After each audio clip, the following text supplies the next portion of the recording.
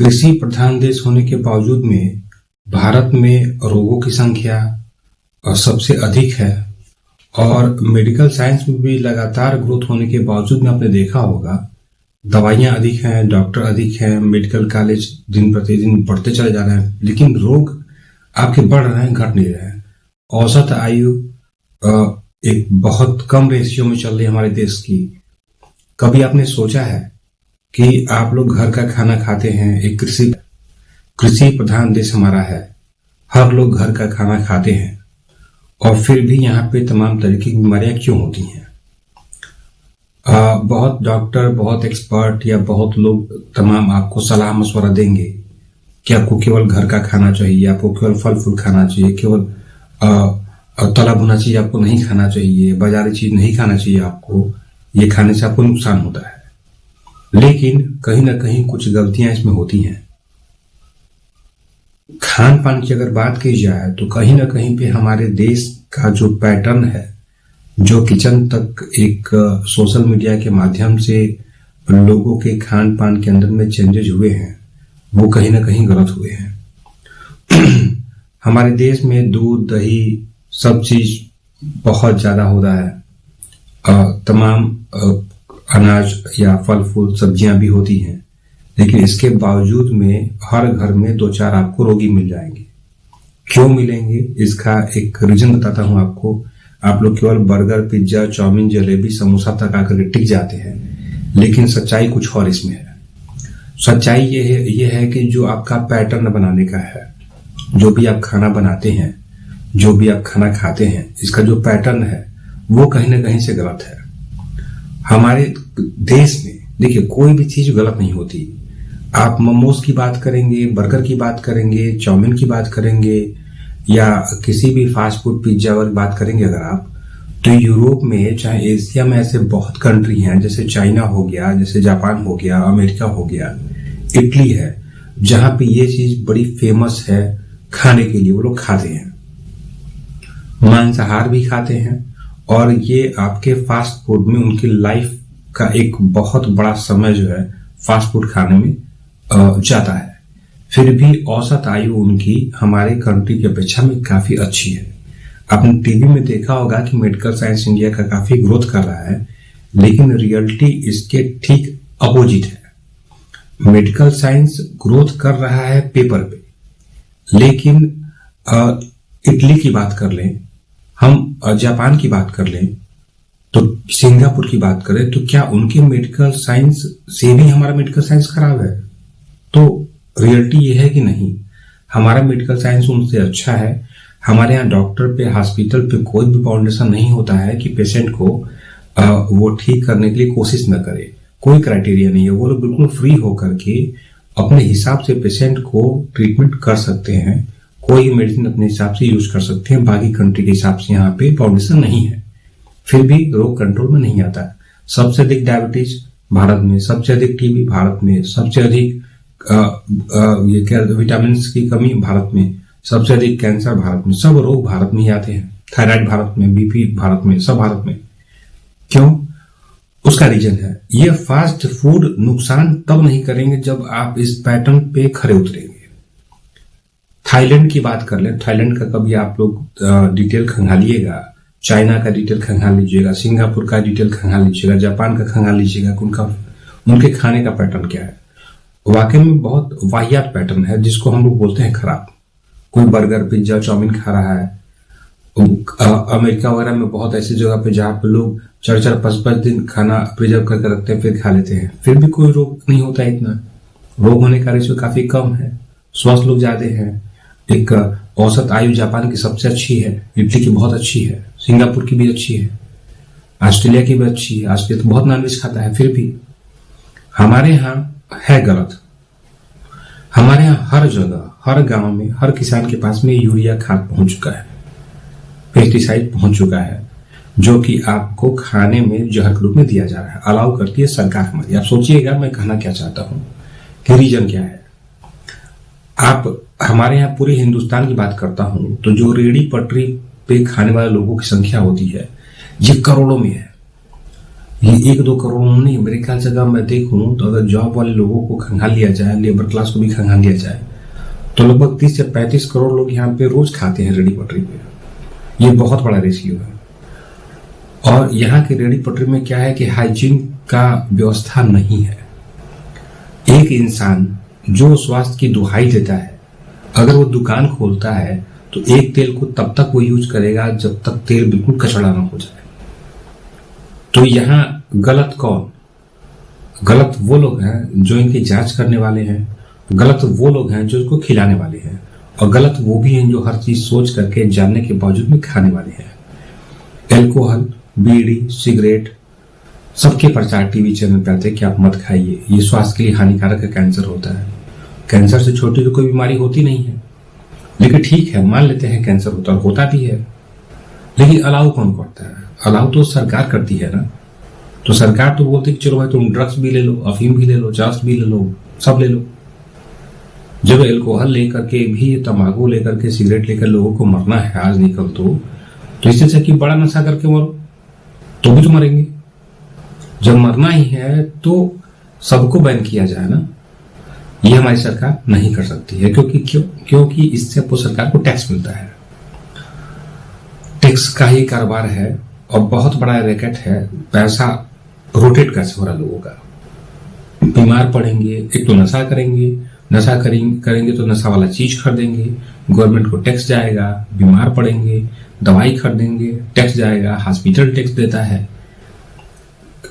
Liver खराब होगा, kidney खराब होगी, डायलिसिस कराएंगे, ट्रांसप्लांट कराएंगे, जाता रहेगा पैसा सरकार के पास में। पूरा मिलाकर के एक सिस्टम बना हुआ है, हॉस्पिटल सरकार। आप सिर्फ एक मीडियम है, आपके जीने और मरने से कोई फर्क नहीं पड़ता है। मोमोस ले लीजिए, आप फास्ट फूड में ब्रेड ले लीजिए। अगर सही तरीके से जांच की जाए तो हिंदुस्तान में मैक्सिमम जो पाव होते हैं वो आपको वो मिलेंगे जिनको बहुत ही घटिया तरीके से बनाया जाता है। दूध ले लीजिए, मेरे पास ऐसे कई वीडियो पड़े हुए जिसमें ग्वालों को देख रहा हूं कि पैकेट के दूध मिला करके देते हैं। लोग सिंथेटिक दूध बना देते हैं। पैकेट वाले दूध, मैक्सिमम पैकेट के जो दूध होते हैं हर स्टेट में, हर 4-5 शहरों के बाद में एक आपको प्लांट दूध का मिल जाएगा। और नहीं पता कमाल का वाहियात दूध का ये प्लांट मिलता है कि हर प्लांट का टेस्ट अलग होता है। ये मुझे आज तक नहीं समझ में आया कि गाय का दूध तो एक बराबर होना चाहिए, लेकिन इनका दूध अलग कैसे होता है, इनका फ्लेवर अलग होता है। बड़ी बड़ी कंपनियां हैं, नाम अभी नहीं लेना चाहेंगे क्योंकि नाम के लिए मुझे एविडेंस चाहिए अभी, और एविडेंस यानी कि सर्टिफिकेट चाहिए कि हाँ प्रूफ करके दिखा दो।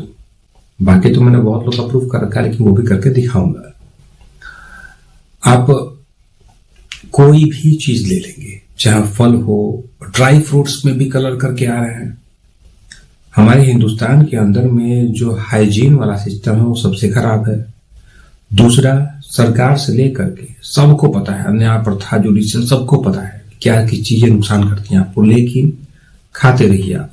जब मरना है तब मरेंगे, मोटा सा टैक्स देते हुए निपट जाएंगे आप। हमारे यहाँ जितने भी खाने पीने की चीजें होती हैं, अनाज हो गया, फल फूल हो गया, या जो भी आपकी सब्जियां हो गई, ड्राई फ्रूट हो गए, इनका जो प्रोडक्शन, जो इनकी पैदावार है, सबसे पहली बात क्या है कि जो आपकी देसी पैदावार थी उसको डिस्ट्रॉय कर दिया गया। और जो इनके बनाने का तरीका, जैसे रिफाइंड का तेल हो गया, घी हो गया, जितना दूध हिंदुस्तान में होता नहीं हो उससे 10 गुना तो घी मिलेगा आपको मार्केट में। मैंने एक चीज देखा है, बता सकता हूं आपको, इस पर कोई चेक भी कर सकता है। बहुत कंपनियां घी बनाती हैं, कुछ अच्छी कंपनियों के आउटलेट होते हैं जो केवल अपने सामान को वहां बेचती हैं। इन कंपनी के आउटलेट पे जाकर के आप टेस्ट करेंगे सब उनके घी वगैरह का, तो टेस्ट अलग मिलेगा आपको। नॉर्मली मक्खन के घी होते हैं, लेकिन किसी मॉल में आप चले जाइए, मैं दिल्ली एनसीआर की बात करता हूं क्योंकि यहाँ का तजुर्बा मुझे काफी अच्छा है। किसी भी मॉल में चले जाइए, कहीं मट्ठे का घी, कहीं कोई गिर गाय का घी, तो शुद्ध देसी घी, तो काली गाय का घी, सब लिखा रहेगा आपको पैकेट पे। ब्रांडेड भी घी बिकते हैं, लेकिन इसमें 90% जो घी होते हैं वो फर्जी होते हैं। फर्जी मतलब डुप्लीकेट होते हैं, वो घी होते ही नहीं है। नवरात्रि में देख लीजिए, दशहरा जब आता है तब देख लीजिए, होली में देख लीजिए, दीपावली में देख लीजिए, लगभग हिंदुस्तान के हर चौराहे पे घी बिकता है पूजा करने के लिए। उस पर लिखा होता है केवल पूजा करने के लिए। चर्बी का घी होता है। बहुत लोग खा करके कितने लोग निपट जाते हैं नहीं पता, उनका कोई रिकॉर्ड नहीं होता है। तो ये पैटर्न गलत है ना। रिफाइंड तेल से बड़ा कोई पॉइजन है? कुछ नहीं है। एक रिफाइंड के तेल को हम तब तक पका करके देते हैं लोगों को, तब तक पका करके देते हैं जब तक वो बिल्कुल चिपचिपा होकर के बिल्कुल लगता है कि वो तारकोल जैसे चिपके ना, जैसे सड़ा हुआ मोबियाल हो। तो गलती किसकी है? गलती उसकी जो बना रहा है, गलती उसकी है जो खा रहा है, गलती उसकी है जो सरकार में बैठे हुए लोग इनको लाइसेंस दे रहे हैं। हमारे जुडिशियल की गलती है जो कि देख करके भी अनजान बना हुआ है। तो आपको अपने इस सिस्टम को ठीक करना होगा। आपको कोई भी चीज दुनिया में नुकसान नहीं करती है। कोई बोलता है कि आप बर्गर खाते हैं, बच्चे फास्ट फूड खाते हैं, चाउमीन खाते हैं, कैसे मान लेते हैं आपकी बर्गर और आपको ब्रेड जो है नुकसान करता है? कोई टॉपिक है?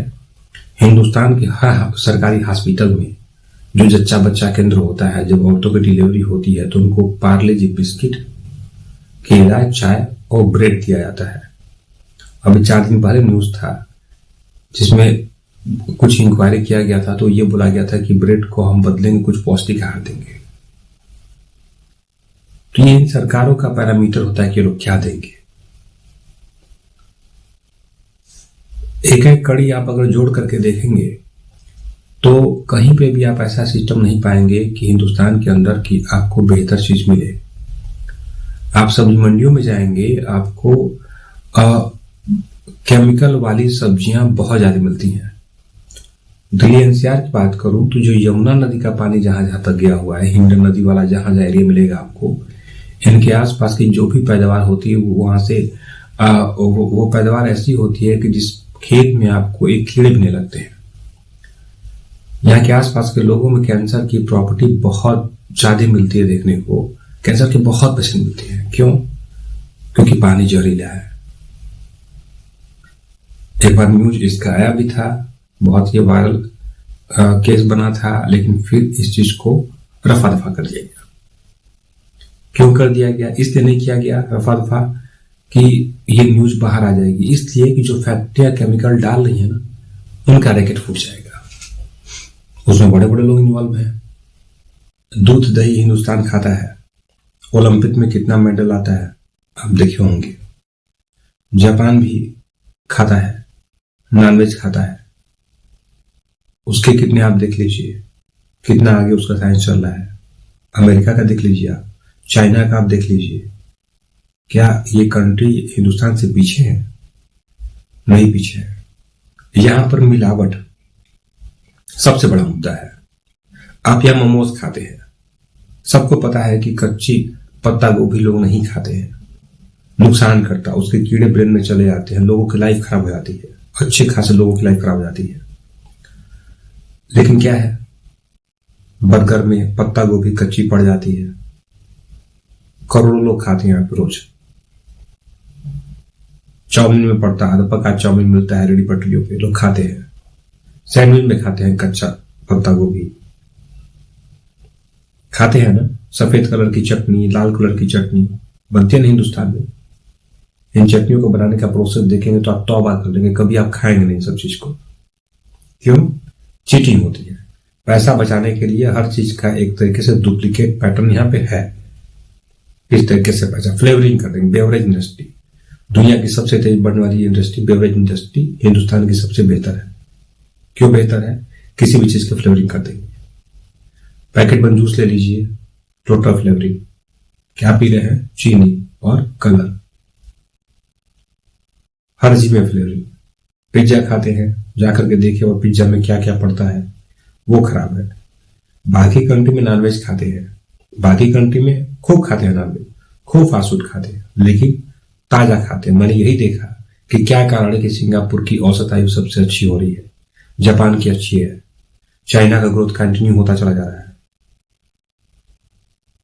इटली का ग्रोथ कितना अच्छा है, उनकी औसत आयु कितनी अच्छी है। ये सभी fast food, junk food, non vegetarian वाले कंट्री आपके हैं जहां पे नॉनवेज बहुत खाते हैं और तरह तरह के मीट खाते हैं। चाइना में तो अत्याचार कर देते हैं सब मीट खा करके। थाईलैंड का देखिए, सब खाते हैं, सब जानवर खाते हैं सब। नॉनवेज की प्रथा वाकई में वो साइंटिफिक नहीं है, ठीक है, नुकसान करता है, लेकिन हम किस एविडेंस की बात करें? उस एविडेंस की बात करें जो हमारे यहाँ चल रहा है, कि उस एविडेंस की बात करें जो वहां चल रहा है? यहाँ आबादी इतनी है कि मुर्गियों को इंजेक्शन लगा लगा करके, बकरों को इंजेक्शन लगा लगा करके जल्दी से ग्रोथ कराना, खाएंगे, आपका हार्मोन चेंज होगा, आपको तमाम बीमारियां होंगी, किडनी चला जाएगा, आपको हार्ट में ब्लॉकेज हो जाएगा, बहुत दिक्कतें आ जाएंगी आपको। केमिकल खिला करके बस ग्रोथ कराना है। सब्जियां नहीं बढ़ती, जल्दी केमिकल डालो, जल्दी बढ़ाओ, जल्दी खिलाओ, बस पैसा आना चाहिए। सिर्फ ये प्रोसेस गलत है हिंदुस्तान का। यहाँ पे जो जो डुप्लीकेट वाला काम हो रहा है, इस चीज को किसी भी तरीके से रोकना होगा। इसको बिना रोके हुए आप यहाँ पे स्वास्थ्य की कल्पना नहीं कर सकते हैं। और मैं चैलेंज साथ बोलता हूं आपको, इसके पीछे वो हर आम आदमी इन्वॉल्व है, हर किसान इन्वॉल्व है, हर मंत्री इन्वॉल्व है, जितने जुडिशियल से जुड़े हुए लोग हैं वो सब इन्वॉल्व इसमें है, शासक प्रशासन के हर लोग इसमें इन्वॉल्व है। ये सब उसमें गुनाहगार है। इस चीज को ठीक करने के लिए आपको बहुत कोशिश करना पड़ जाएगा, बहुत कोशिश करना पड़ेगा, बहुत यूनिटी चाहिए इस चीज के लिए आपको, क्योंकि इसके पीछे बहुत बड़े बड़े रैकेट हैं। इसलिए मैं आपसे बस ये बोलना चाहता हूं, पेशेंट बहुत आते हैं मेरे पास में, मैं बोलता हूँ कि डाइट आप ये खाइए, वो खाइए, ये खाइए, वो खाइए, बहुत बोलता हूँ कि क्या नहीं खाना है, खाना है, सोच के बोलता हूँ कि सही चीज की पहचान करना सीखिए।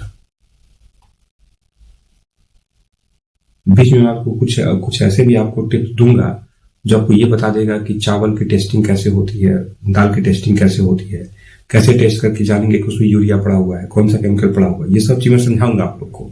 किस फल की कैसे टेस्टिंग कर लेंगे आप, ताकि से आपको आसानी होगी कोई चीज लेने में, खाने में, कि उसमें केमिकल पड़ा है कि नहीं पड़ा हुआ है। तो थोड़ा सा स्वस्थ रहिए। और इन खाने के वैरायटियों में बुराई नहीं है, बुराई यहाँ पे सिर्फ हमारे खाना बनाने के पैटर्न में है। हमारे पैटर्न को गंदा कर दिया गया। गंदा क्यों किया? शॉर्टकट में, कमाई के चक्कर में। यहाँ के लोगों ने खराब कर रखा है, यहाँ के सिस्टम ने खराब कर रखा है। तो जो भी खाइए 100 बार सोचिए। मार्केट में जाते हैं, कोशिश करें नहीं खाएं। नहीं खाने से कोई मर नहीं जाएगा बाहर का खाना। अगर कंट्रोल करके रहेंगे, घर का खाना खाएंगे, स्वस्थ रहेंगे आप। सही खाइए, अच्छा खाइए, सही चीज का चुनाव करिए। हमारे देश की विडंबना सबसे बड़ी यही है। इस चीज के लिए आप अपने आप को जागरूक बनाइए और सही और गलत का पहचान करिए। Thank you.